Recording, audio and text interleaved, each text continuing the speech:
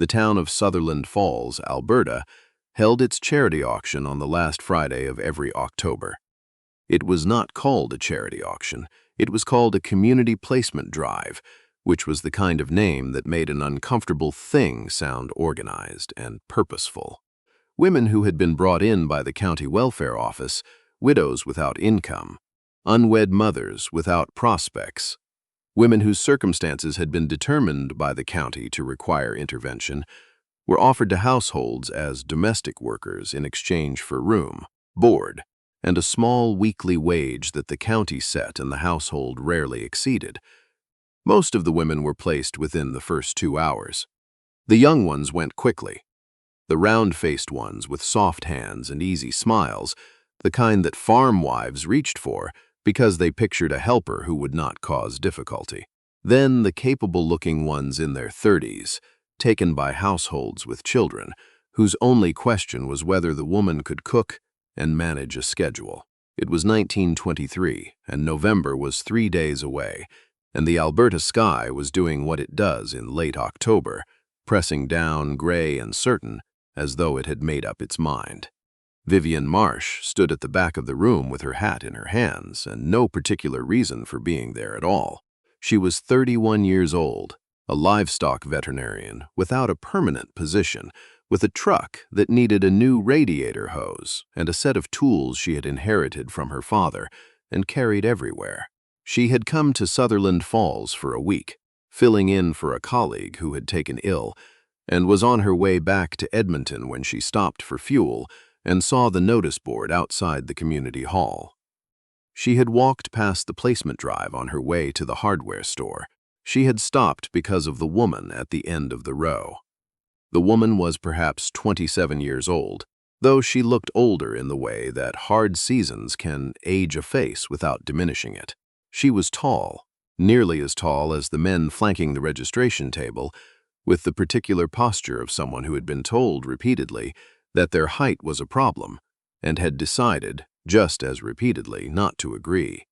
Dark red hair pulled back in a practical knot, a gray wool coat that was slightly too short in the sleeve, as though she had grown into it from somewhere smaller, and nobody had thought to replace it. Her hands, which were large and capable-looking, were folded in front of her with a composure that did not match the situation she was in. She was watching the room with pale, steady eyes that were doing the same thing Vivian's eyes did in unfamiliar situations, taking note, measuring distance, preparing for outcomes that might not be good. Vivian watched 3 households approach her and turn away. Not with cruelty.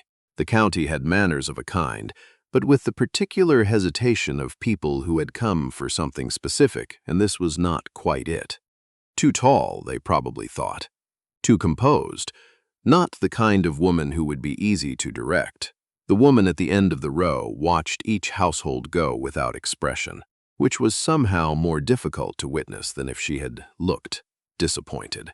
Vivian was still standing there when the county officer, a stout man named Albert Prudhomme, with a clipboard and an air of mild resignation, came to the end of the row and looked at the woman, and looked at his clipboard, and looked at Vivian. "You here for the placement?" he said, not hopefully. More the way a man reads the last item on a list he expected it to finish earlier. Vivian looked at the woman. The woman looked at Vivian. "What's her situation?" Vivian said. Prudhomme flipped a page. Nettie Colcan. Husband passed in the spring. Farm foreclosed in August. One son, 2 years old, placed with the county pending a permanent arrangement. No other family located in Alberta. Vivian looked at her hat. Then she looked at the woman named Nettie Colcan, who was looking back at her with those measuring eyes, and who had not, in the entirety of Vivian's observation, shown either fear or the specific kind of pleading that desperation sometimes produced. Only assessment. Only patience. "What's the weekly rate?" Vivian said. Prudhomme told her. It was not much. Vivian reached into her coat pocket for her wallet. She was not entirely sure, in the moment of reaching, what she was doing or why. She had a truck that needed repairs. She had a rental room in Edmonton and a professional reputation that was still building itself, one farm call at a time. She had no home to offer anyone, no permanent household, no obvious reason to take on a responsibility she had not planned for. Nettie Colhoun stood beside her while Prudhomme completed the paperwork, and when it was done, she picked up the bag at her feet.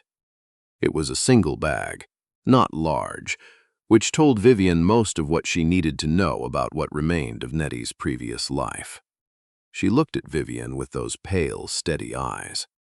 "Where are we going?" she said. Her voice was level, not a tremor in it, the voice of a woman who intends to know the facts of her situation before she commits to anything. "Edmonton," Vivian said.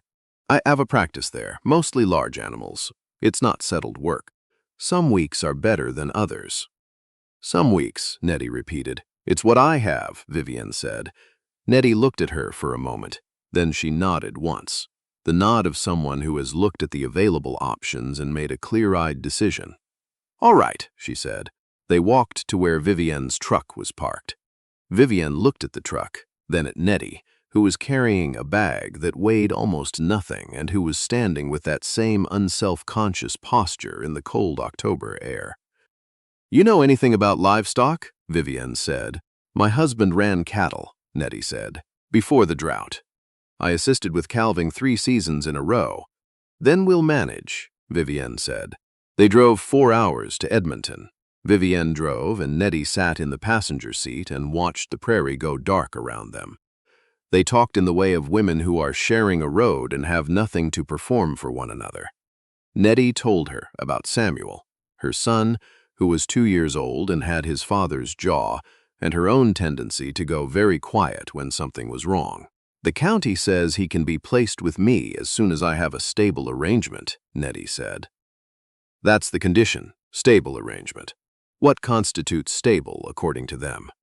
"A permanent address, a demonstrated income, evidence of suitable living conditions." Vivian drove for a while without speaking. The highway was mostly empty. "And your husband?" she said eventually. "Walter," Nettie said. "He was a good man, not a lucky one, but good. The farm had been in his family since 1901. The drought took it in 3 years, and he didn't survive the 4th. "I'm sorry," Vivian said. "He didn't suffer long," Nettie said, not with coldness, with the honest precision of a woman who has already done her grieving and knows where the edges of it are.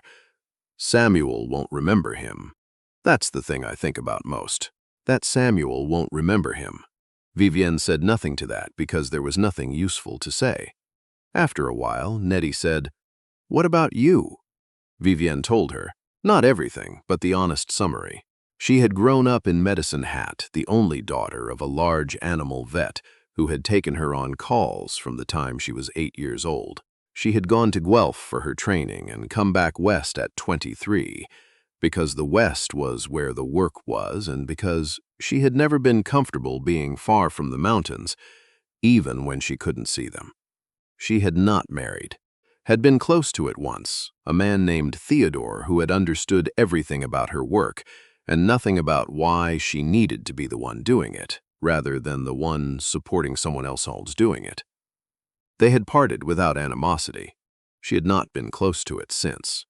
She had for 3 years been trying to qualify for a loan to purchase a small property outside Edmonton, where she could establish a proper practice, with a barn and an examination space. The bank had not been cooperative. Female veterinarians were not, in 1923, the bank's preferred risk. Nettie listened without interrupting. When Vivian was finished, she was quiet for a moment.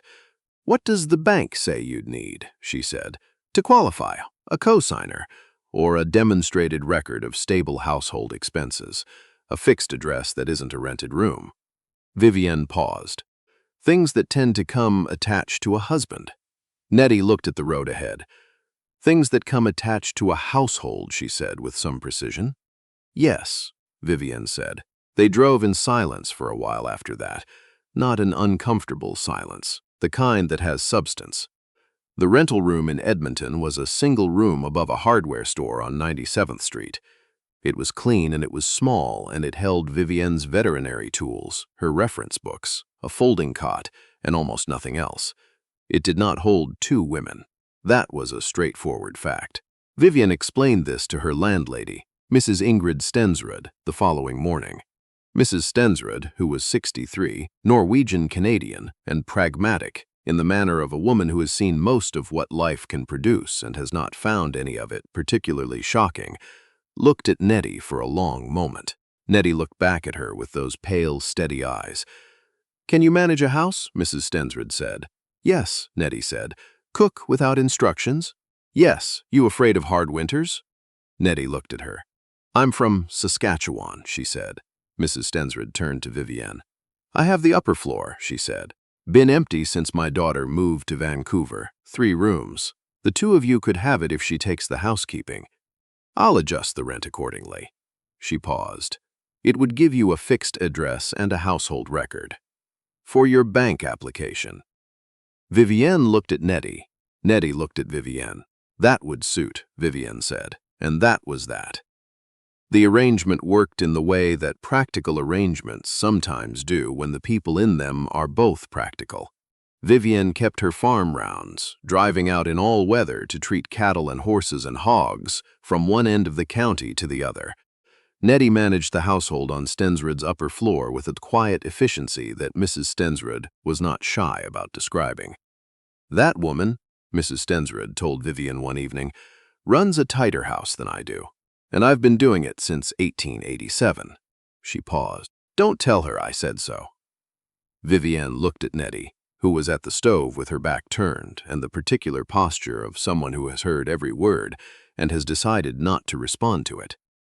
"Where did you learn to cook like this?" Vivienne said. "Walter couldn't cook," Nettie said, without turning around. "Someone had to feed the hands." She said it without self-pity. That was one of her consistent qualities. She described her own history as a set of facts that had occurred and been managed, not as a collection of sufferings to be performed. Vivienne found this, increasingly, to be one of the most companionable qualities a person could have. She had begun, without planning it, looking for Nettie when she came in at the end of a day's rounds, not with anxiety. Just the way you look for something that you have learned to expect.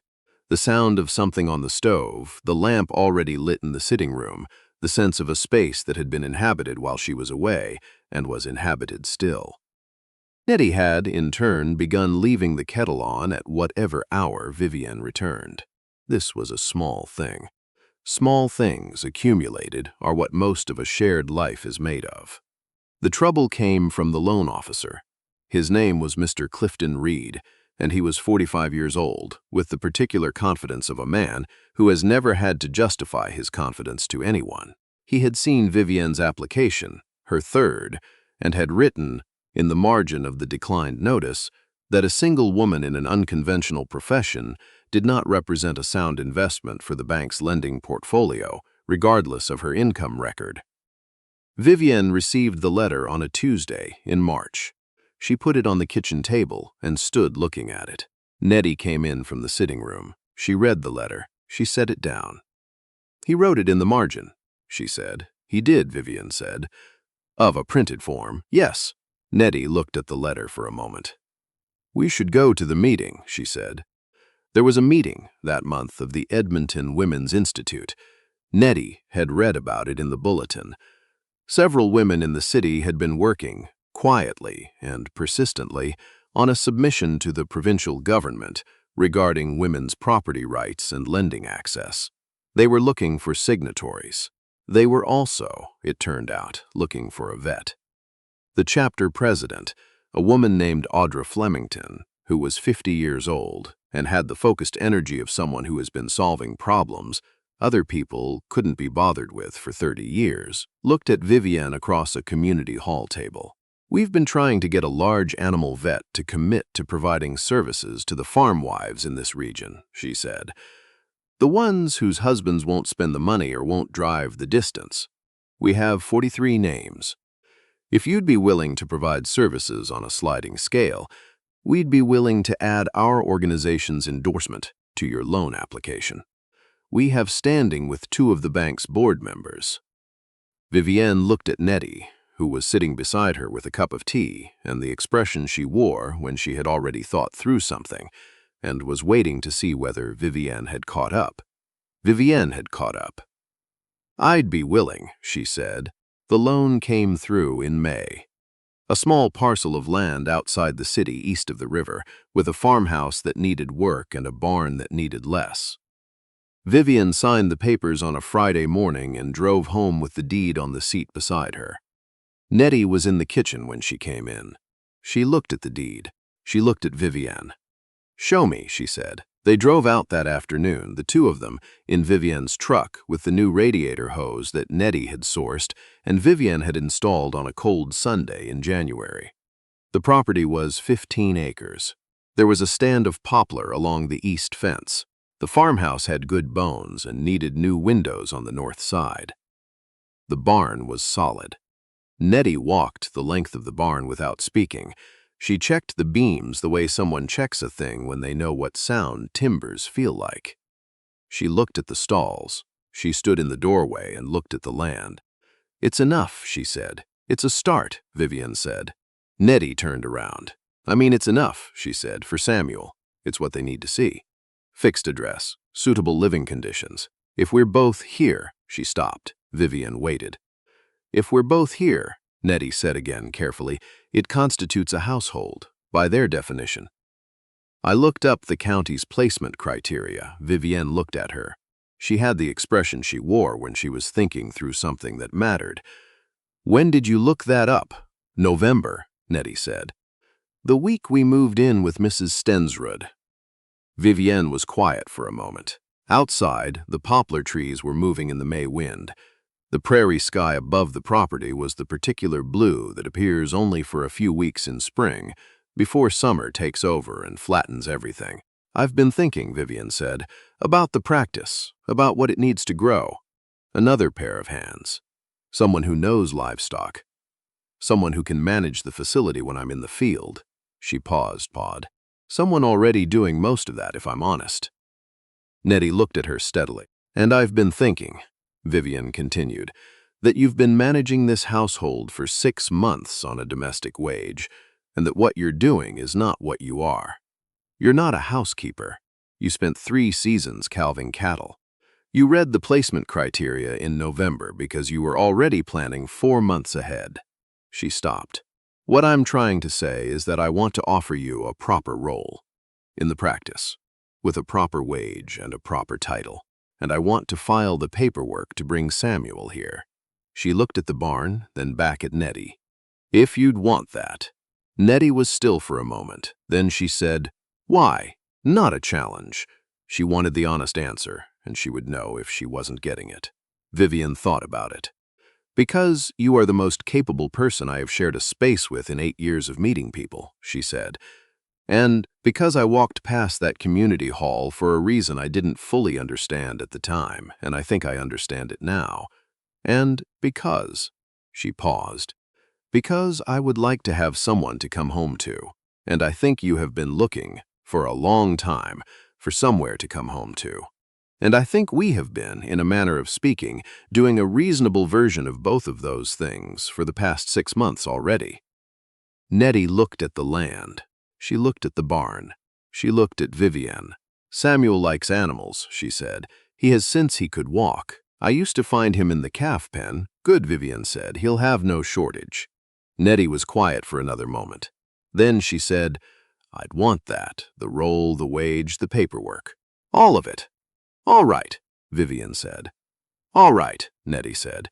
They drove back to the city in the late afternoon with the deed on the seat between them and the property behind them in the rear-view mirror, solid and workable in the May light. Samuel came in July. He was 2 years and 8 months old by then, with his mother's red hair and his father's jaw and an expression of serious assessment that Vivienne recognized immediately. He looked at the house. He looked at the barn. He looked at Vivienne. "Big," he said. "It is," she said. "More animals," he said. "More than you'll know what to do with," she said.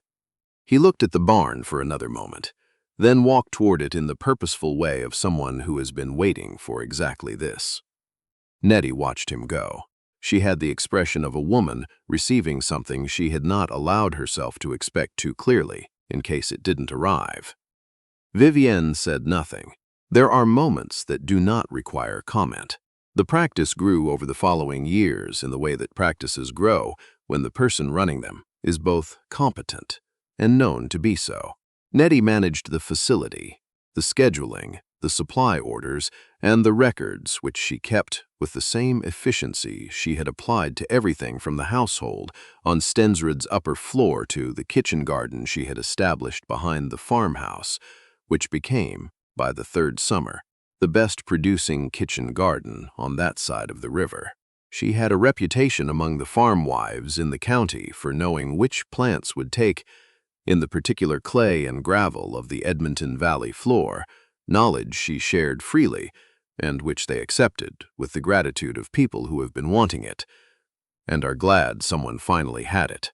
Samuel grew up between the house and the barn, knowing the name and temperament of every animal on the property by the time he was 5, and able to assist with a difficult calving by the time he was 8, which Vivienne regarded as an appropriate professional development timeline.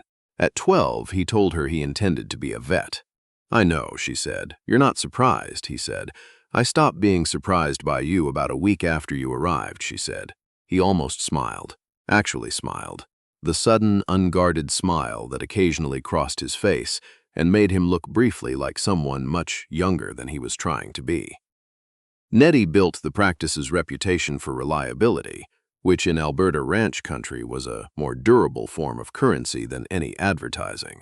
Vivienne built its reputation for competence, which was the other kind. Together they built something that was neither of them alone, which is the best outcome a partnership can produce. The Women's Institute submission reached the provincial legislature in 1925. It did not immediately change the lending practices of every bank in Alberta, because legislatures and banks are not in the habit of moving quickly. But it moved some things, and the things it moved other things, and by 1928, a woman with a veterinary degree and a property record and a professional account could walk into 2 of the 4 major banks in Edmonton and be treated as a customer rather than a curiosity. Audra Flemington sent Vivienne a note when the last of the amendments passed. It said, "We got there. Pass it on." Vivienne showed the note to Nettie, who read it and nodded in the way she nodded when information confirmed what she had already believed would be true. They stayed on the property for many years. The north side windows were replaced in the second winter, and the barn was expanded twice, and the stand of poplar along the east fence grew taller and thicker until it served as a proper windbreak in the worst of the February storms. Samuel went to Guelph at 18 and came back at 23, which was the same age Vivienne had been when she came back west, a fact he appeared to find unremarkable and which she found quietly satisfying. On the evening of Nettie's 38th birthday, a summer evening, the Alberta light holding late the way it does in July, everything gold and long-shadowed, she came to find Vivienne at the paddock fence where she was watching a mare that had been unsettled all afternoon. They stood together for a while without speaking. The mare settled. The light changed. "Can I ask you something?" Nettie said. "Ask," Vivienne said. "Are you glad," Nettie said, "that you stopped at the community hall?" Vivienne looked at her, tall, capable, 8 years further from Sutherland Falls than either of them had expected to travel together, with the same pale, steady eyes that had been measuring things accurately since the first moment in that room. "Every day," Vivienne said. "Every single day." Nettie nodded, the nod of someone receiving information that confirms what she already knew. Then she went inside to put the kettle on, and Vivienne stayed at the fence for a while longer and looked at the land and thought about a notice on a community hall board and a woman at the end of a row and a practical decision made for reasons she hadn't fully understood until much later. She had stopped because of the composure, because of the folded hands and the steady eyes, and the quality of stillness in a person who had every reason to be undone and had chosen, instead, to remain. She had stopped because something in her had recognized something, and the recognition had been correct, which was not always how it went. She had walked past that hall and stopped and paid the county's administrative fee, and in doing so had acquired, in no particular order, a household, a practice, a property, a second pair of hands she could not now imagine working without. And a boy who would one day be a vet, and who currently left his boots in the middle of the kitchen floor, regardless of how many times he was asked not to. Not a domestic worker, not a placement. A life, the one she had been building toward without knowing what it would look like when it arrived, found on a gray October afternoon outside a community hall in a town called Sutherland Falls at the end of a row of women in good wool coats, the last one standing, the one nobody else had stopped for, the best decision she had ever made, and it had not felt like a decision at all. It had felt like stopping when something told her to stop, and then paying attention to what she found.